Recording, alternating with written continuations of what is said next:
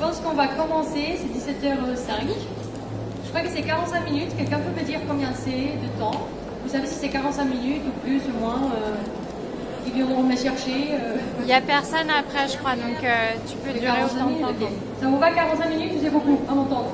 À rigoler un peu, à rigoler. C'est bon? Tout le monde m'entend ou ça... C'est bon? Si? Non, parfois ça fait... Tout le monde m'entend. Je commence. Ok. Du coup, est-ce que pour ceux qui ne me connaissent pas, je suis trop contente que vous êtes là. Hein? Je ne savais pas qu'il y allait y avoir du monde, du coup tant mieux. Ça vous intrigue le nom être humain 2.0, c'est ça? Ou pas? Un peu? Un peu. Je me dis, mais c'est qui a mis ça? Quand j'ai dû réfléchir à comment j'allais appeler la conférence, je me suis dit, il faut que les Français ils aiment bien comprendre. Et du coup, si je mets un truc qu'ils ne vont pas comprendre, ils vont venir, c'est sûr. Tu vois, du coup, voilà, ça a marché. Ça a marché. Franchement, je commence à vous capter. Hein. Je suis espagnole, moi. Je suis arrivée il y a 5 ans. Du coup, j'ai appris le français très récemment aussi. Du coup, excusez-moi si je n'utilise pas les mots qu'il faut correctement. Il y a des mots que je m'invente, carrément. Il y a des mots que je crée à ma sauce. Du coup, si vous ne comprenez pas, vous levez la main, vous me dites Andrea, ça n'existe pas, tu peux m'expliquer et j'y arrive, ok? J'ai dû quand même réfléchir qu'est-ce que c'était pour moi être humain 2.0, même si pour moi c'est très clair, parce que la formation que je fais, c'est basé en ça. Ça fait 4 ans que je suis formatrice, ça fait 15 ans que je suis thérapeute, et vous allez dire, mais là, quel âge? J'en ai 29. Et j'ai commencé obligée à 15 ans. Obligée. J'avais pas le choix, les gens me posaient des questions, et moi que je ne peux pas m'empêcher de parler, il fallait que je réponde. Et ça semblait assez juste à chaque moment. Du coup, c'était pas mal. Sauf que moi, je suivis un parcours business. Moi, j'étais... non, je vais être directrice d'une multinationale. J'ai un bac plus 5, j'ai appris 5 langues. Mais la vie te remet quand même à chaque fois avec des claques très souvent. Je sais pas si ça vous parle. Dans le schéma où tu dois être. Du coup, effectivement, actuellement, je fais des formations, je suis thérapeute, j'ai une boutique au centre-ville de produits écologiques, pour le blabla. Et sinon, je vis, j'apprends à vivre. Ça, c'est ce que je fais, vraiment. Ça, c'est ce que je fais parce que je ne sais pas vivre, j'apprends. Et du coup, la conférence vient de ça. Le nom de la conférence vient de ça. Je suis quelqu'un de très curieux. Que je me pose énormément de questions et à la base sont très mentales. Je suis bélier, du coup je suis quand même chiante, tu vois. Je fonce, tu vois, ils me disent il y a une porte là, mais moi je veux passer par là et du coup il faut que je passe par là. Vous voyez, je sais pas si vous connaissez un peu les signes du zodiaque, voilà. Du coup le bélier c'est le premier, on est là, hein, on est là le 8 avril, je vais faire 30 ans, je suis quand même dans une étape pas mal là. Printemps, nouvelle lune, je ne sais pas si vous avez senti quand même ce qui se passe, mais l'être humain 2.0, ça commence à devenir un peu évident. Évident et obligé. Et nécessaire. Et on arrête de tourner en rond. Hein? À un moment donné, il faut se secouer un peu là avec l'énergie du bélier et sortir les doigts du cul, tu vois, un peu, et faire ce qu'on a à faire. Non? Parce que du coup, moi ça fait 15 ans que je vois des gens. La plupart c'était des Espagnols, parce que c'était en Espagne. Je viens de Valence, du soleil, de la mer, tout ça. En Espagne, vous savez qu'on est pas mal spontané. Est-ce que vous savez ce que c'est le mot spontané? Moi je ne le savais pas. C'est à la boutique que le gens me disait tout le temps, Andrea, t'es trop cool, t'es spontané. Et à chaque fois, ils venaient, t'es trop cool, t'es spontané. Et ça vient de là, hein. L'être humain 2.0, ça vient de là parce que j'ai dû réfléchir. Mais c'est quoi spontané? Du coup, je posais la question à mon conjoint, je dis écoute, tout le monde me dit que je suis spontanée, ça a l'air être cool, mais je comprends pas ce que ça veut dire. Je vous promets, hein, c'est vrai ça? Et il me dit non, ça veut dire que t'es là, quoi, tu vois, que tu dis ce que tu penses, que tu fais ce que tu veux, je sais pas. Et je dis mais sinon c'est comment? Et ça vient de là, le problème. Ça vient de là. Ça, c'est le secret. C'est les gens qui payent des millions pour trouver le Graal. intégral. On a juste besoin de être qui on est. Et qui on est, parce que je ne sais pas qui je suis. Tu vois, c'est la question que tout le monde se pose la question. Mais qui je suis? Je ne sais pas qui je suis. Je cherche qui je suis. Je chemine. J'avais quelqu'un qui m'avait dit à la boutique, non, moi j'ai tout compris. Je dis, trop bien. Par contre, j'avance pas. Je dis, mais tu vas où? Tu vois, ça c'est ma logique. Je dis, mais non, tu sais, le cheminement, on chemine, on avance, on apprend des choses et on va à l'illumination. C'est chiant aller à l'illumination, non? Pour moi, on est déjà illuminé, non? Parce que si on fait partie de la source, c'est ma mère, elle est professeure de yoga. Du coup, j'en ai pris, hein, des trucs spirituels, j'en ai pris toute ma vie, en vaine. Parce que ma mère, de A à Z, c'était tout le temps ça. Et moi, il y avait plein d'incohérences. Comme par exemple, je canalise la source. Mais toi, t'es pas dans la source. Tu la canalises d'où? Attends. Ah non, mais je canalise telle personne, ou je passe à travers. Mais toi, t'es où? Ah non, mais ça vient d'en haut. Mais de l'univers, il n'y a pas de haut et de bas. Ça d'en haut. De quel plan? Ah, mais c'est plus haut, c'est plus... Tous ces genres de questions et des questionnements qui m'ont fait me poser des questions et dire, mais ça grince comme ça, là. Tu vois, c'est quand on fait comme ça avec le tableau, là. Que ça te fait comme ça. Vous voyez ce que je veux dire? Ça me fait c'est ça. Et du coup, j'ai expérimenté, et je vivais, et je tombais, et je me relevais, et je tombais. Et là, cette spontanéité. La France est quand même le premier pays consommateur d'antidépresseurs au monde. Vous saviez ça? Moi, je ne savais pas. Par 3e année consécutive, hein. Podium. En plus des top 1 en vente de médicaments. C'est la même chose que dire qu'on a un bâton dans le cul. Coincé. Parce que quand je rencontre des gens, ils sont pas là. Je sais pas si vous voyez ce que je veux dire, mais ils sont pas là. Et c'est chaud, hein. Moi je rigole de ça, mais c'est chaud. Hein. C'est chaud, parce que moi j'étais à la boutique, et vendeuse, hein, en mode mais t'inquiète ton salopette, avec ma salopette, je fais rire les gens et tout. Et 3 ans après, hein, ça fait 4 ans que j'ai la boutique, ou 2 ans après, je me suis dit quand même, je me sens seule, non? Ok, c'est mon mécanisme de l'abandon, des égos et blessures, de l'abandon et tout ça. Oui, ok, j'ai compris. Mais quand même, pourquoi j'ai ces sentiments de solitude alors que je vois tout un tas de gens tout le temps à la boutique? Parce qu'ils sont pas là. Et si, on est trop figé. Il n'y a pas de mouvement. À la base, tu sais, les gens vont me dire, ah, mais toi, t'es quoi? Ok, je te réponds, moi, je suis énergéticienne. Ça veut rien dire, hein. Ça veut absolument rien dire, énergéticienne. C'est juste que j'expérimente, j'apprends, et comme tout le monde est énergéticien, parce qu'on est tous fait pareil. Hein. À la base, tous, on est énergie. Ah non, mais toi, t'as un don. Ou j'ai taffé, quoi. Tu vois? Peut-être j'ai taffé. Peut-être j'ai pas choisi de fumer des pétards et m'éloigner quand j'avais des problèmes, et je me suis dit, vas-y, va voir, on va comprendre qu'est-ce qui se passe, tu vois? Et je taffé aussi. Du coup, l'être humain 2.0, c'est pas nouveau, même si ça commence à devenir urgent. Quand j'ai dit urgent, c'est que, et ça, je suis pas très calée dedans, si je peux dire comme ça. Sûrement, il y a quelqu'un ici qui est plus calé que moi. Mais je sais qu'il y a eu 2 changements de fréquence de la Terre assez impressionnants. Et le dernier, c'est quelqu'un qui m'a dit que ça avait été en 2021. Je ne sais pas si vous avez entendu parler de ça ou pas. Faites oui ou non. Non, oui, si, oui, non. Il y a plein de... Oui, non, ok. En gros, il y a même de machines, de satellites, ou je ne sais pas quoi, qui prennent la fréquence de la Terre. Vous savez, tout est des ondes, non? Tout est des vibrations, tout est des fréquences. La Terre, c'est un organisme vivant comme nous, et donc vivre, et donc à une fréquence. Ok? À un moment donné, quand tout le monde pensait que c'était la fin du monde, c'était pas la fin du monde, c'était le changement d'une ère. On passait de l'ère de, je vais prononcer mal, je vous préviens, poisson. Voilà, c'est poisson. Non, c'est poisson. Poisson. Voilà. On passe de cette ère-là, on passe à l'ère de Verseau. Ça, c'était un changement de fréquence.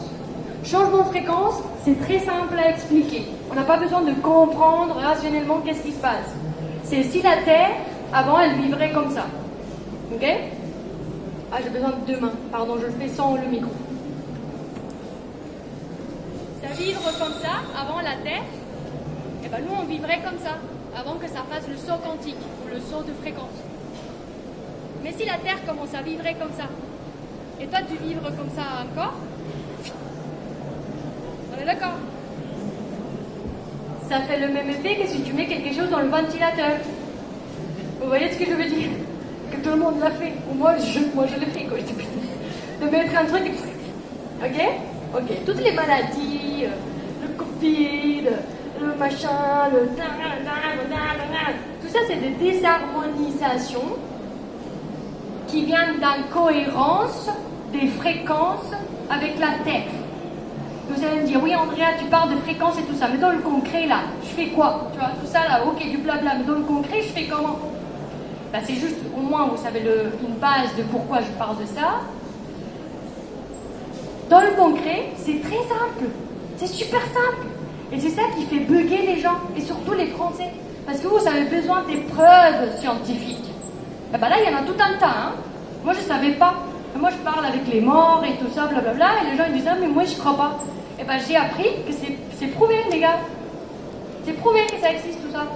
Du coup, maintenant, on peut pas dire, ah non, moi, je crois pas. Ben non, c'est comme si tu dis, ah non, je crois pas à la loi de la gravité. Ben non, soit tu es au courant, soit tu n'es pas au courant. Soit tu le subis, soit tu apprends à le gérer. Ok? Du coup, ces changements de fréquence que tout le monde, malgré soi, a fait, c'est ce qu'on appelle l'évolution des consciences. Ok? Du coup, on change d'état de conscience. Si on se résiste à ça, devinez ce qui arrive. Vous savez quand même ce qui arrive. Bah, quand on se résiste au changement et à l'évolution de conscience, que ça sonne très beau, ça arrive les coups de gueule, les je me prends plein dans la gueule, les je comprends pas, non Andrea viens voir, j'ai de la magie, non c'est sûr. Non, c'est juste que t'es pas là où tu dois être. Ok? Et j'en vois, hein, et j'en vois des gens. Et les gens ils pensent la plupart que c'est de la magie noire, que c'est une malédiction, qu'il y en a, hein, ça peut exister, oui, je le fais, ok. Mais la plupart, c'est du mental. Le mental, bienvenue à la vie humaine. C'est quoi le mental? Il y a un mental supérieur, il y a un mental inférieur. Le mental supérieur, c'est celui qui est connecté à l'intuition avec l'épiphysie, je crois que ça s'appelle comme ça. La glande pinéale, on est une onde, machin, radar, tout ça. Ok, super. Intuition. Mental inférieur.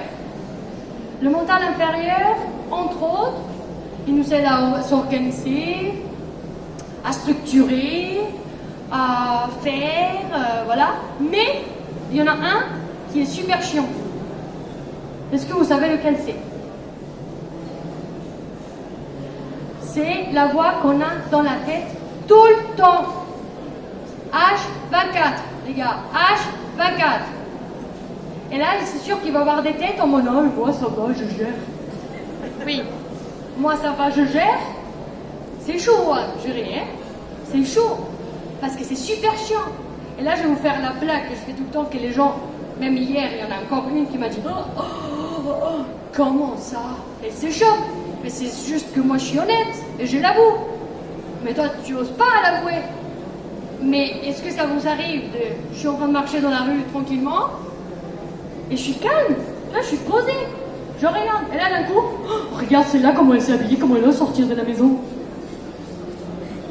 Je dis mais laisse-la tranquille, pourquoi tu dois faire ça? T'es chiante en fait. Ou, je sais pas, mon mari il part cuisiner dans une retraite, je suis contente, je fais comme ça, parce que moi, que je suis ici, que je suis pas ici, moi je suis contente, je kiffe, qui fasse, qui kiffe, non? Et celle-là, là-bas où il va, il y a des femmes. Je dis, ben oui, mais il y a des femmes, il y a des hommes, il y a des transgenres, il y a de tout, hein, maintenant. Oui, mais tu sais, il va trouver une femme plus belle que toi. C'est ça, c'est à la fin. Jusqu'à la fin, il sera là, tu vois. Jusqu'à la fin. Et ça, c'est ce qu'on appelle, ou il y a des gens qui l'appellent comme Lise Bourbeau, si je prononce bien, les blessures de l'âme, non? Et les mécanismes, la peur, et machin, nanana. Et tout le monde me pose la même question. Andrea, c'est quand qu'on guérit nos blessures? Ben, moi, j'ai lâché l'affaire, hein. Et franchement, je vous conseille de faire pareil. Parce que ça fait 15 ans, hein, j'ai lu le livre, ou un livre, non, j'ai commencé avec Louise Rail, du coup, je ne sais pas si elle était déjà, à 14 ans, j'ai lu un livre comme ça, des blessures, du coup, je me suis mis au boulot, il faut que je guérisse ça.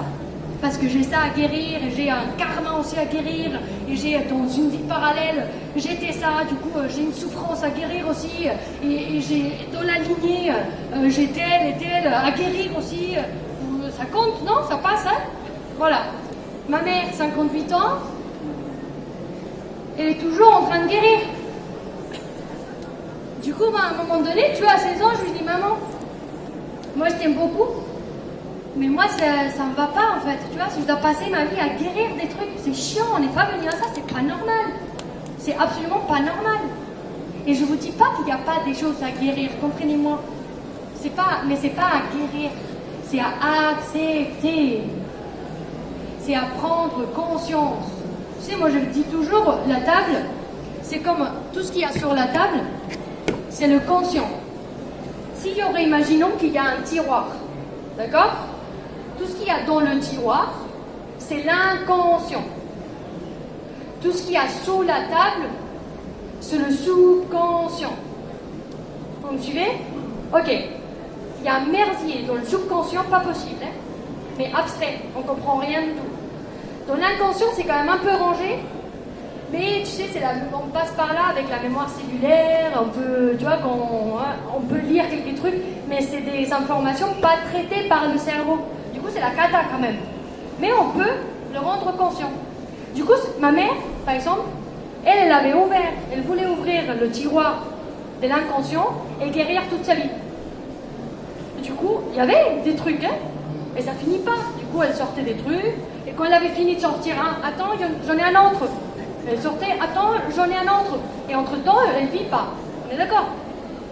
Mais moi, je lui ai dit, ok. Et si j'ouvre le tiroir, juste quand ça me dérange? Juste quand ça me dérange. Et quand ça me dérange, je le sors, je le mets là, et je dis, ah tiens, j'ai une blessure. Ok. Vous allez me dire, ouais mais Andrea, ça, dans le concret, ça se parle comment? Ok. Si j'observe que j'ai la blessure de l'abandon, ok, c'est-à-dire que j'ai interprété à un moment donné que je suis abandonnée. Ou on peut aller encore plus loin et monter dans des plans et dire que la première séparation que j'ai eue avec la source, je l'ai interprétée comme l'abandon. Ok. Je le vois. Si je te vois venir. Vous voyez ce que je veux dire? Si je te vois venir, j'ai le choix. Et c'est là où c'est la partie la plus chiante. Parce qu'on est des feignasses. Tu vois? On est beaucoup flemmards. On n'a pas du tout de discipline. Et du coup, quand on le voit venir, tu vois, d'abord, il faut le voir venir. Ok? Vous me suivez, non? Il faut voir venir le truc. C'est-à-dire que si moi je suis là, je suis en train de faire la vaisselle, mon mari il part, elle commence à parler. Avant, quand je ne voyais pas venir, je finissais avec une crise d'angoisse. Non? Et je ne savais pas pourquoi. 15 ans après, j'ai quand même avancé, les gars. Maintenant, je le vois venir. Du coup, je commence à voir qu'elle, que je l'appelle Lola, moi je lui ai mis un prénom, ce qui est quand même assez spécial. Et elle aime bien les drames, et les films, et s'étaler dans la souffrance, et tout le temps, ce qui va mal se passer. Et pour elle, c'est tout le temps comme ça. Du coup, je la vois venir maintenant, tu vois, je la vois, non, il va partir. Tu vois, le drame. Ok, du coup, quand je la vois, ben, je peux éviter qu'elle me déclenche une crise d'angoisse. Non? Si je la vois venir, je sais comment elle va finir pour me dire que je vais finir seule. Et que je vais être triste quand je serai seule. Mais si je te vois, vous me suivez ou pas quand je dis si je te vois? Si je te vois où tu veux en venir, j'ai le choix de t'arrêter. Et c'est là où je dis qu'on est feignasse. Parce qu'on fait très souvent le mauvais choix. Et il y a une différence entre être conscient du choix, ou être conscient tout court et pouvoir choisir, et subir. Quand tu n'es pas conscient des choses, du coup quand les choses sont dans l'inconscient ou dans le subconscient, tu subis dans ta vie. Tu subis la généalogie, les blessures karmiques, tout ce bordel que je vous ai dit avant. Vous le subissez, c'est-à-dire que vous allez comme ça et vous ne savez pas pourquoi, vous vous êtes sentez attiré par telle ou telle chose, mais vous n'avez aucune idée. Vous n'avez aucune maîtrise de votre énergie. Vous n'avez aucune maîtrise de votre vie. Parce que vous n'êtes pas au centre. Quand vous êtes au centre, vous avez la capacité d'observer. Parce que vous êtes témoin des choses qui arrivent dans d'autres vies parce que vous ne les subissez plus. C'est comme le bâton qui va tomber dans la rivière et qui se prend plein la tronche. Le rocher, le machin, nanana. Non, si tu observes, si tu sais que tu es témoin, si tu observes les mécanismes, tu peux diriger le bâton. Tout le monde va finir dans l'océan. Mais tu peux éviter quand même plein de rochers. Et tu dis non mais Andrea, il y a le destin, ou il y a des choses que tu as choisies avant de venir, ou c'est comme ça va être comme ça. Moi je suis pas trop d'accord. Je suis d'accord, je suis pas trop d'accord. La pensée créatrice, ça vous parle? Le pouvoir de la pensée, ça vous parle? Bah, tout est créé à l'instantané. On est créateur tout le temps. Et ça, je m'en fous si vous y croyez pas, ça se passe comme ça. Du coup, franchement, renseignez-vous. Parce qu'au moins, vous saurez ce que vous créez dans votre vie. Tout le temps. Du coup, l'être humain 2.0, on le voit tout le temps. On l'a déjà. Pas nous, hein. Dans notre civilisation humaine, il y en a plein qui sont êtres humains 2.0. Vous savez qui c'est? Les enfants.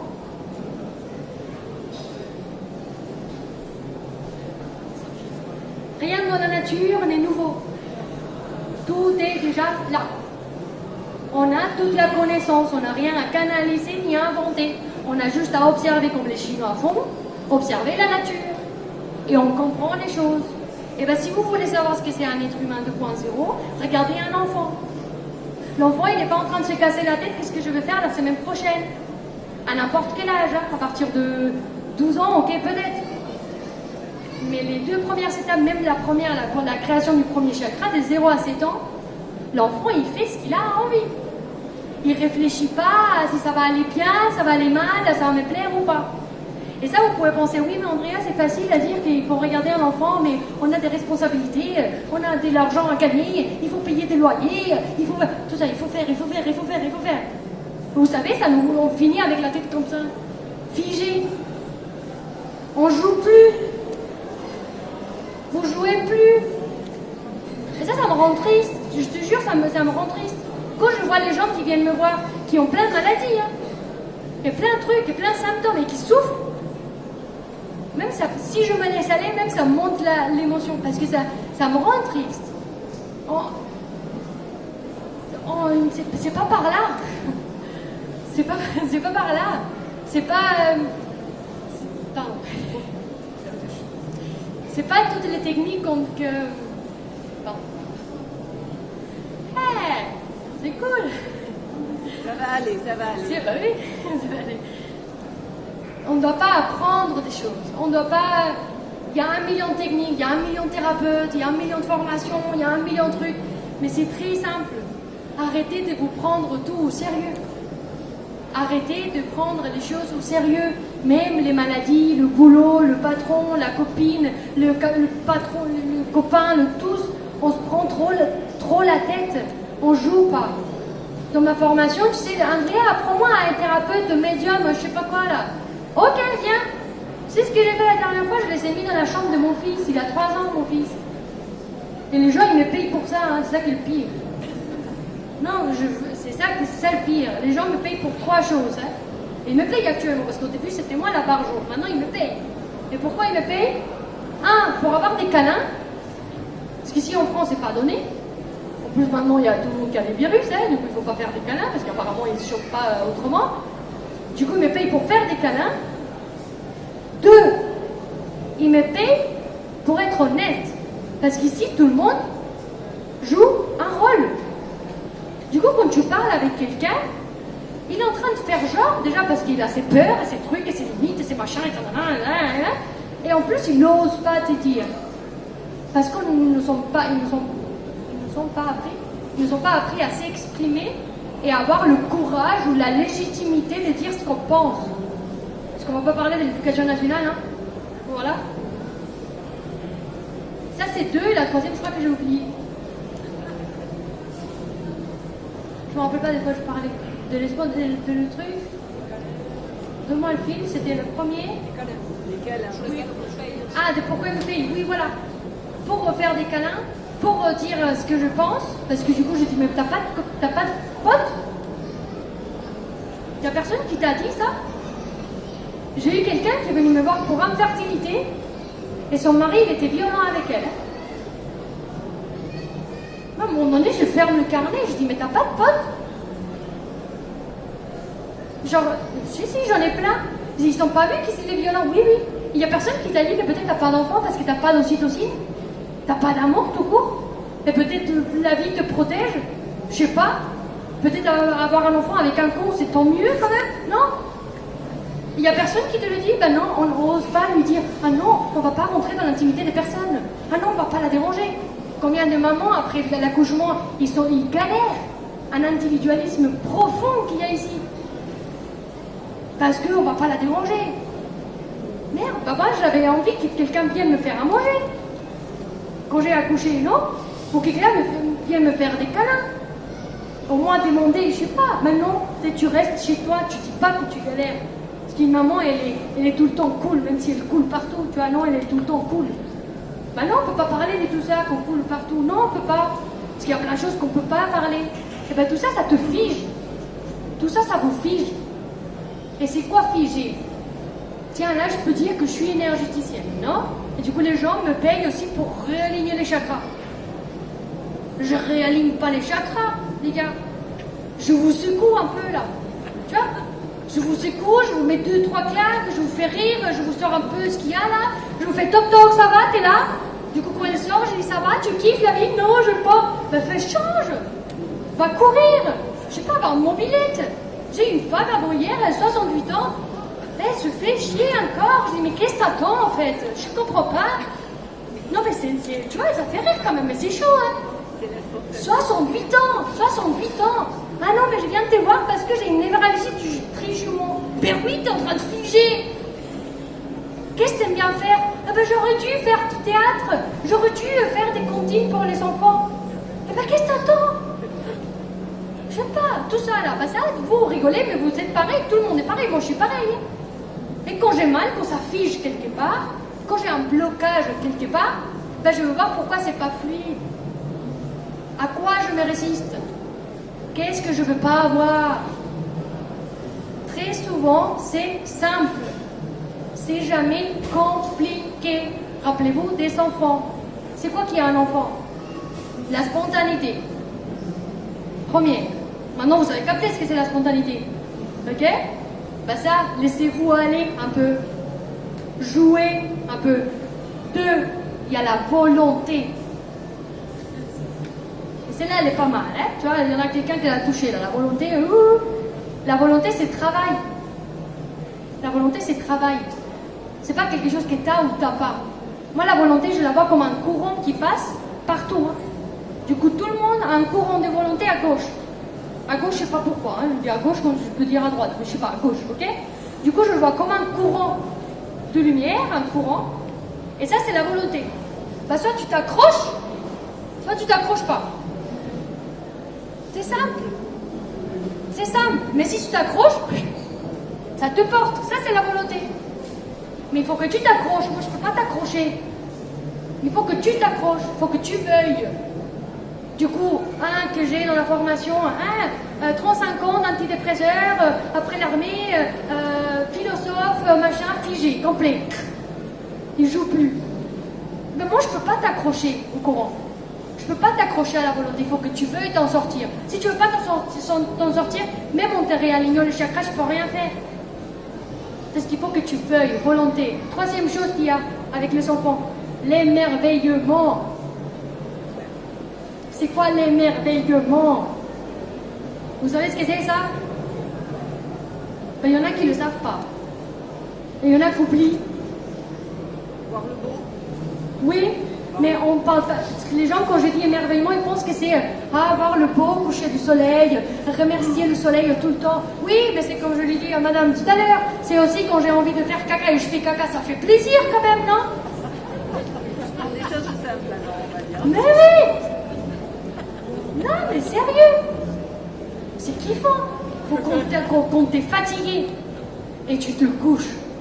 Et les draps sont propres, là, tu vois. Et si tu viens de prendre une douche et t'as un peignoir, et tu te couches avec le peignoir et tu te l'enlèves et t'es au lit, tout. Ça, c'est la vie quand même, tu vois. Et bien tout ça, on l'oublie. On le prend par acquis. On le prend par acquis. Tu vois, la journée, l'enfant, il s'est réveillé, il dit, il y a quoi de neuf? Il y a quoi de neuf? Je vais faire quoi là aujourd'hui? L'adulte, il fait quoi? Oh, une journée de plus. Parce qu'il pense qu'il sait déjà ce qui va se passer. Et après, il dit, ça m'arrive toujours la même chose. Bah, qu'est-ce que tu es en train de créer le matin? La même chose. Non? Non, mais je vous vois parce que moi, je m'imite à moi-même. Hein. Je ne vous imite pas à vous. Mais je m'imite à moi-même. Mais je sais que vous êtes un peu similaires quand même, tu vois? Émerveillement. Troisième chose, et qui n'est pas la même chose que la foi, c'est la confiance. La confiance, c'est une confiance à soi, mais à la base, c'est une confiance à la vie, à quelque chose de plus grand, qu'on ne sait pas où on sait, qu'on s'en fout comment il s'appelle, si c'est Dieu, l'univers, Allah, ou je sais pas qui, en fait, tu vois, mais c'est ce qui vibre. Le vivant, ce qui est vivant, ce qui est en tous. Parce que même si c'est du solide, il y a des atomes comme vous. C'est juste qu'on a l'impression que c'est du solide, mais ça vibre aussi. Tout autour de nous, tout en nous, vibre. On est une sacoche d'atomes, les gars.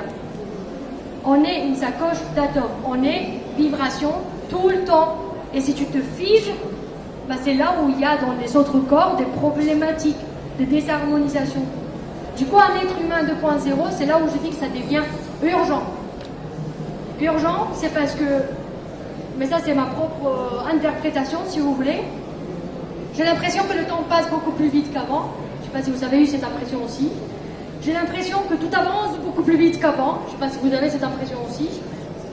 Et j'ai l'impression quand même que les choses qu'avant on avait le temps de faire, maintenant ça te prend plus vite.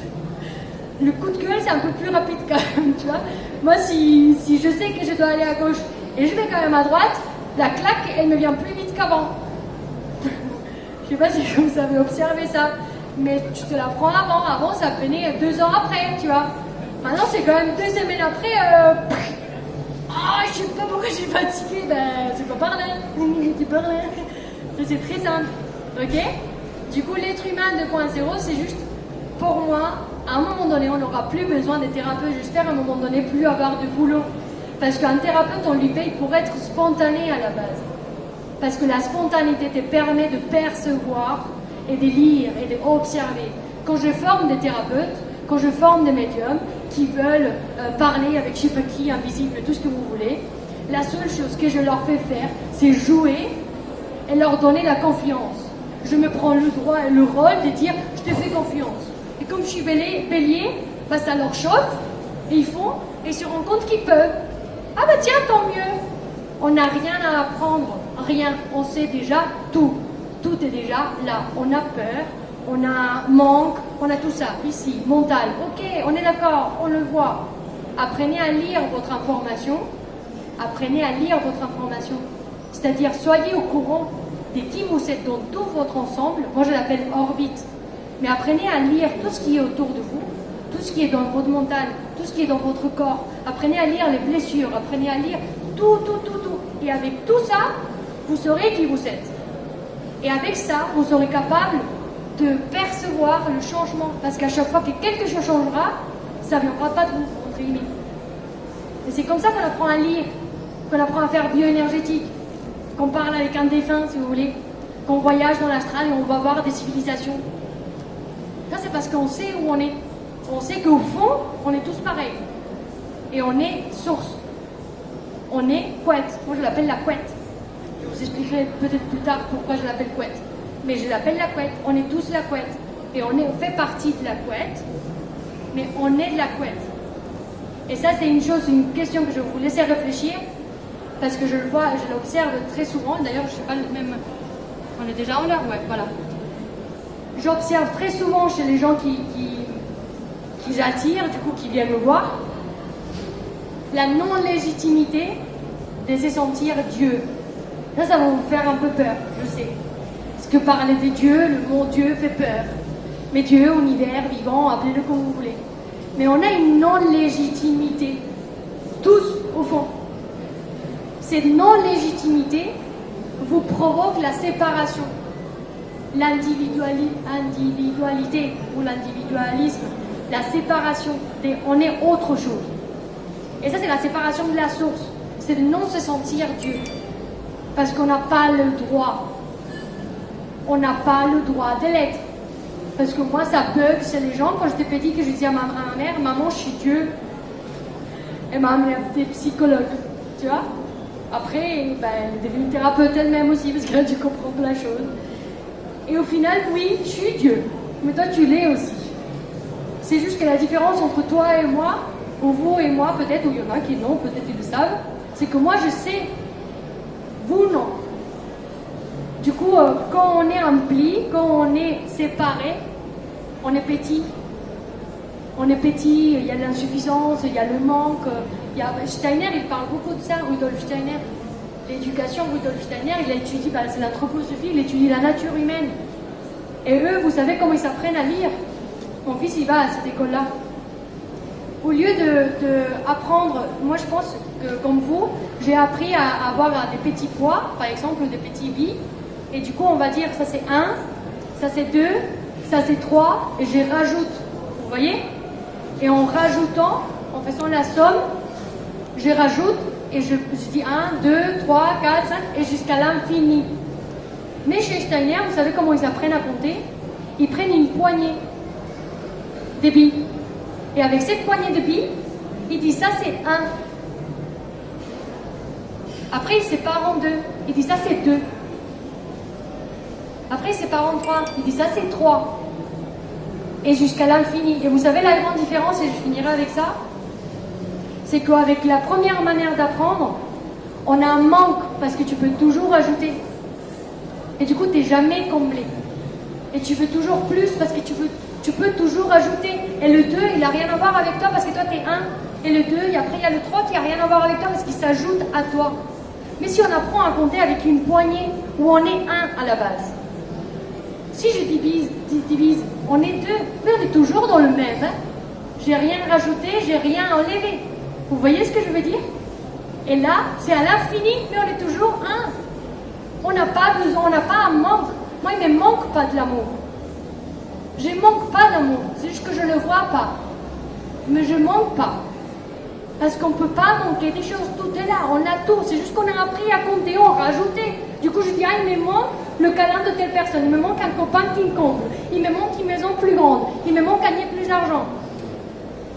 Non, on a déjà ça. C'est juste un changement de regard. Et ça, c'est l'être humain 2.0 pour moi. C'est changement de regard, c'est changement de conscience, où on a un autre état de conscience, mais ça implique la discipline, ça demande la discipline. Ça demande le vouloir, ça demande l'émerveillement, ça demande la spontanéité. Vous voyez l'ensemble?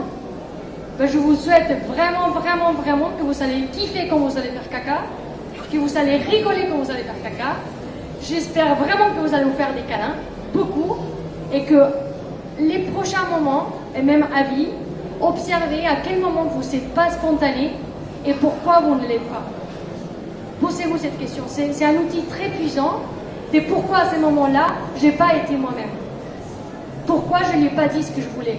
Sûrement c'est mental, hein. Sûrement c'est une peur de regard aux autres, peur de décevoir, peur de ne pas y arriver. C'est toujours la peur, hein, le mental. Mais observez-le. Et du moins, sachez à combien de pourcentage dans la journée vous êtes spontané. Ça fait flipper. Parce que si on compte que quand on n'est pas spontané, on ne vit pas, parce qu'on est dans le mental, on n'est pas oppressant. Quand on n'est pas spontané, on est dans le mental, on n'est pas dans le corps, on n'est pas oppressant, on ne vit pas. Moi, j'aurais pas les 29 ans que j'ai. Si je dois compter les moments où j'ai été dans mon corps, j'aurais beaucoup moins. Et je ne crois pas, vous, que vous auriez votre âge. Il y en a plus d'un qui serait content. Mais vous voyez où je veux en venir. Ok? Du coup, juste si vous observez ça, déjà, ça peut vous faire un peu la diff. Et tant mieux pour vous. Du coup, voilà. Merci de m'avoir écouté.